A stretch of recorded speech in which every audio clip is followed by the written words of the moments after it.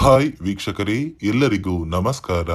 ನೋಡಿ, ಸರ್ಕಾರದಿಂದ ಪ್ರತಿಯೊಂದು ಫಲಾನುಭವಿಗಳಿಗೆ ಭರ್ಜರಿ ಗುಡ್ಡಿಸ್ನ ಕೊಟ್ಟಿದ್ದು ನಿಮ್ಮ ಬ್ಯಾಂಕ್ ಖಾತೆಗೆ ಸರ್ಕಾರ 6,000 ಹಣನ ಜಮಾ ಮಾಡ್ತಾ ಇದೆ. ನಾಳೆ ಶನಿವಾರ ಏಪ್ರಿಲ್ 19ರಂದು ಕರ್ನಾಟಕದ 29 ಜಿಲ್ಲೆಗಳಿಗೆ ಗೃಹಲಕ್ಷ್ಮಿ ಯೋಜನೆಯ 4,000 ಹಣ ಹಾಗೂ ಅನ್ನಭಾಗ್ಯ ಯೋಜನೆಯ 2,000 ಹಣ, ಒಟ್ಟು 6,000 ಹಣನ ಜಮಾ ಮಾಡ್ತಾ ಇದ್ದು, ಈ 6,000 ಹಣಕ್ಕೆ 5 ಹೊಸ ನಿಯಮಗಳು ಕೂಡ ಜಾರಿಗೆ ಬಂದಿದೆ.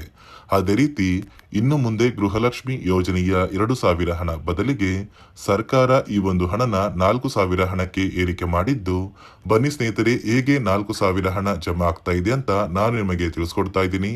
ಅದಕ್ಕಿಂತ ಮೊದಲು ನೀವೇನಾದ್ರೂ ಇನ್ನೂ ಕೂಡ ನನ್ನ ಚಾನಲ್ನ ಸಬ್ಸ್ಕ್ರೈಬ್ ಆಗಿಲ್ಲ ಅಂದ್ರೆ ದಯವಿಟ್ಟು ಪ್ರತಿಯೊಬ್ಬರು ಚಾನಲ್ನ ಸಬ್ಸ್ಕ್ರೈಬ್ ಮಾಡ್ಕೊಳ್ಳಿ, ಹಾಗೆ ವಿಡಿಯೋಗೆ ಒಂದು ಲೈಕ್ನ ಕೊಡಿ. ಹೌದು ವೀಕ್ಷಕರೇ, ಗೃಹಲಕ್ಷ್ಮಿ ಹಾಗೂ ಅನ್ನಭಾಗ್ಯ ಯೋಜನೆಯ ಪ್ರತಿಯೊಂದು ಫಲಾನುಭವಿಗಳಿಗೆ ಸರ್ಕಾರದಿಂದ ಭರ್ಜರಿ ಗುಡ್ಡಿಸ್ನ ಕೊಟ್ಟಿದ್ದು, ಪ್ರತಿಯೊಂದು ಫಲಾನುಭವಿಗಳಿಗೆ ಸರ್ಕಾರ 6,000 ಹಣನ ಜಮಾ ಮಾಡ್ತಾ ಇದೆ. ಗೃಹಲಕ್ಷ್ಮಿ ಯೋಜನೆಯಲ್ಲಿ ಮಾರ್ಚ್ ಮತ್ತು ಏಪ್ರಿಲ್ ತಿಂಗಳ 4,000 ಹಣ ಅಂದ್ರೆ ಒಟ್ಟು 2 ತಿಂಗಳ ಹಣ ಜಮಾ ಆಗ್ತಾ ಇದೆ. ಅದೇ ರೀತಿ ಅನ್ನಭಾಗ್ಯ ಯೋಜನೆಯ ಕಳೆದ 5 ತಿಂಗಳ ಪೆಂಡಿಂಗ್ ಇರುವ 2,000 ಹಣ, ಒಟ್ಟು 6,000 ಹಣನ 29 ಜಿಲ್ಲೆಗಳ ಪ್ರತಿಯೊಂದು ಫಲಾನುಭವಿಗಳಿಗೆ ಏಪ್ರಿಲ್ 19 ಶನಿವಾರದಿಂದ ಸರ್ಕಾರ ಜಮಾ ಮಾಡ್ತಾ ಇದ್ದು, ಈ 6,000 ಹಣನ ನಿಮ್ಮ ಬ್ಯಾಂಕ್ ಖಾತೆಗೆ ನೀವು ಪಡ್ಕೋಬೇಕು ಅಂದ್ರೆ ಪ್ರತಿಯೊಂದು ಫಲಾನುಭವಿಗಳಿಗೆ ಸರ್ಕಾರ 5 ಹೊಸ ನಿಯಮಗಳನ್ನ ಕೂಡ ಜಾರಿಗೆ ತಂದಿದೆ. ಈ 5 ನಿಯಮಗಳನ್ನ ನೀವು ಪಾಲಿಸಿದ್ರೆ ಮಾತ್ರ ನಿಮ್ಮ ಬ್ಯಾಂಕ್ ಖಾತೆಗೆ 6,000 ಹಣ ಜಮಾ ಆಗೋದು. ಒಂದು ವೇಳೆ ನೀವು ಈ 5 ನಿಯಮಗಳನ್ನ ಪಾಲಿಸಿಲ್ಲ ಅಂದ್ರೆ ನಿಮ್ಮ ಬ್ಯಾಂಕ್ ಖಾತೆಗೆ ಯಾವುದೇ ರೀತಿಯ ಒಂದು ಹಣ ಜಮಾ ಆಗೋದಿಲ್ಲ.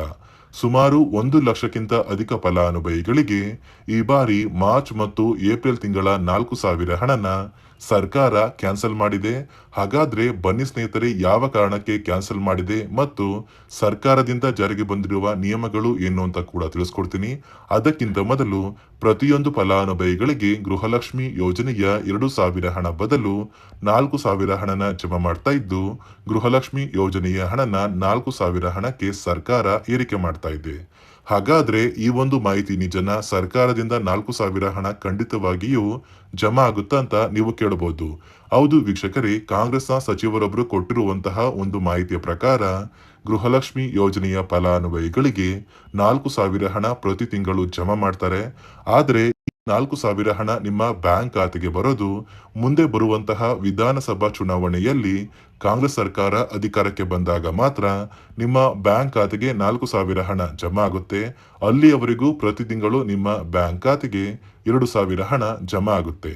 ನೋಡಿ, ನಾಳೆ ಶನಿವಾರ ಏಪ್ರಿಲ್ 19ರಂದು 29 ಜಿಲ್ಲೆಗಳ ಪ್ರತಿಯೊಂದು ಫಲಾನುಭವಿಗಳಿಗೆ ಗೃಹಲಕ್ಷ್ಮಿ ಹಾಗೂ ಅನ್ನಭಾಗ್ಯ ಯೋಜನೆಯ 6,000 ಹಣ ಜಮಾ ಆಗಲಿದೆ.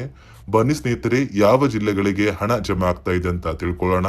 ನೋಡಿ ಸ್ನೇಹಿತರೆ, ಮೊದಲಿಗೆ ಬಾಗಲಕೋಟೆ, ಬೆಳಗಾವಿ, ವಿಜಯಪುರ, ಧಾರವಾಡ, ಗದಗ, ಹಾವೇರಿ, ಉತ್ತರ ಕನ್ನಡ, ಬೆಂಗಳೂರು ನಗರ, ಬೆಂಗಳೂರು ಗ್ರಾಮಾಂತರ, ರಾಮನಗರ, ಚಿಕ್ಕಬಳ್ಳಾಪುರ, ಚಿತ್ರದುರ್ಗ, ದಾವಣಗೆರೆ, ಕೋಲಾರ, ಶಿವಮೊಗ್ಗ, ತುಮಕೂರು, ಬಳ್ಳಾರಿ, ಬೀದರ್, ಕಲಬುರಗಿ, ಕೊಪ್ಪಳ, ರಾಯಚೂರು, ಯಾದಗಿರಿ, ವಿಜಯನಗರ, ಚಾಮರಾಜನಗರ, ಚಿಕ್ಕಮಗಳೂರು, ದಕ್ಷಿಣ ಕನ್ನಡ, ಹಾಸನ, ಕೊಡಗು, ಮಂಡ್ಯ, ಮೈಸೂರು ಮತ್ತು ಉಡುಪಿ ಈ 29 ಜಿಲ್ಲೆಗಳ ಪ್ರತಿಯೊಂದು ಫಲಾನುಭವಿಗಳಿಗೆ ಗೃಹಲಕ್ಷ್ಮಿ ಯೋಜನೆಯ 4,000 ಹಣ ಹಾಗೂ ಅನ್ನಭಾಗ್ಯ ಯೋಜನೆಯ 2,000 ಹಣ, ಒಟ್ಟು 6,000 ಹಣನ ಸರ್ಕಾರ ಜಮಾ ಮಾಡ್ತಾ ಇದ್ದು, ಏಪ್ರಿಲ್ 25ರಷ್ಟರಲ್ಲಿ ಪ್ರತಿಯೊಂದು ಫಲಾನುಭವಿಗಳು ನಿಮ್ಮ ಬ್ಯಾಂಕ್ ಖಾತೆಗೆ ಈ ಒಂದು ಹಣನ ಪಡ್ಕೋತೀರಾ. ನೋಡಿ ಸ್ನೇಹಿತರೆ, ಈ ಬಾರಿ ಸುಮಾರು 1 ಲಕ್ಷಕ್ಕಿಂತ ಅಧಿಕ ಫಲಾನುಭವಿಗಳ ಬ್ಯಾಂಕ್ ಖಾತೆಗೆ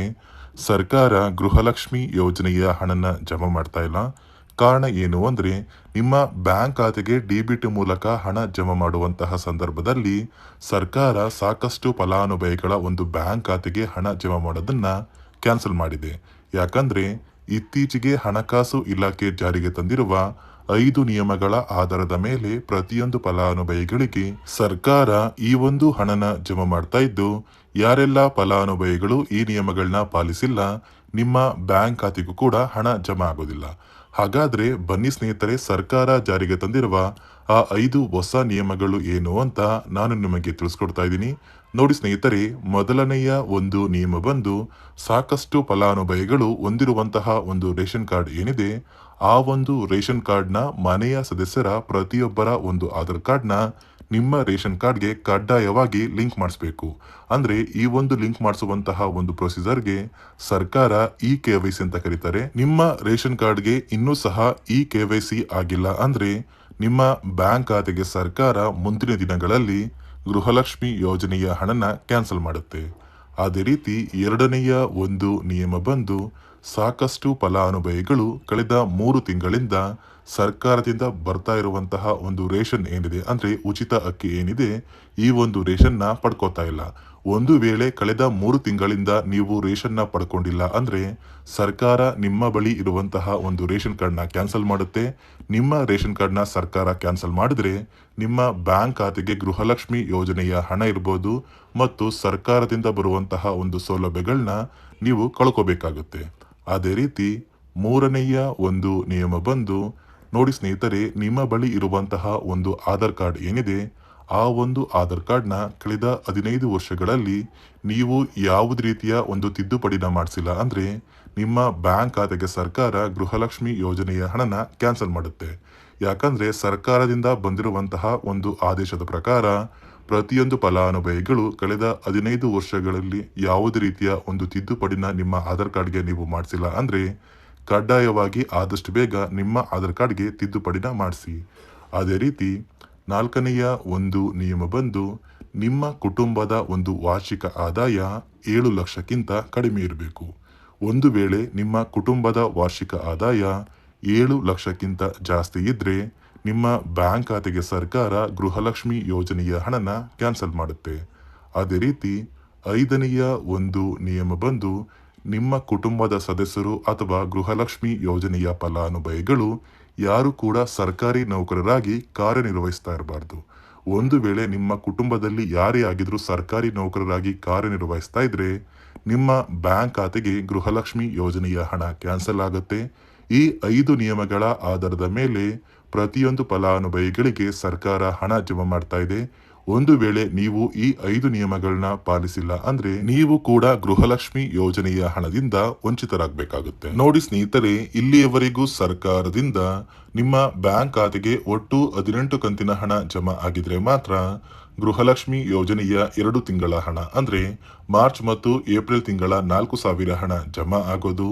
ಒಂದು ವೇಳೆ ಪೆಂಡಿಂಗ್ ಇರುವ ಹಣ ಜಮಾ ಆಗಿಲ್ಲ ಅಂದ್ರೆ ಸರ್ಕಾರದಿಂದ ಯಾವುದೇ ರೀತಿಯ ಒಂದು ಹಣ ಜಮಾ ಆಗುದಿಲ್ಲ ಅಂತ ಹೇಳ್ತಾ, ನಾಳೆ ಶನಿವಾರ 29 ಜಿಲ್ಲೆಗಳಿಗೆ 6,000 ಹಣ ಜಮಾ ಆಗಲಿದೆ. ಆದಷ್ಟು ಬೇಗ ಪ್ರತಿಯೊಂದು ಫಲಾನುಭವಿಗಳು ಈ ಒಂದು ಹಣನ ಪಡ್ಕೋತೀರಾ ಅಂತ ಹೇಳ್ತಾ, ಇದಿಷ್ಟು ಸರ್ಕಾರದಿಂದ ಬಂದಿರುವಂತಹ ಒಂದು ಮಾಹಿತಿಯಾಗಿದೆ. ನಾನು ಕೊಟ್ಟಿರುವಂತಹ ಮಾಹಿತಿ ನಿಮಗೆ ಇಷ್ಟ ಆಗಿದ್ದಲ್ಲಿ ದಯವಿಟ್ಟು ಪ್ರತಿಯೊಬ್ಬರು ನನ್ನ ಚಾನೆಲ್ನ ಸಬ್ಸ್ಕ್ರೈಬ್ ಮಾಡ್ಕೊಳ್ಳಿ. ಹಾಗೆ ವಿಡಿಯೋಗೆ ಒಂದು ಲೈಕ್ನ ಕೊಡಿ.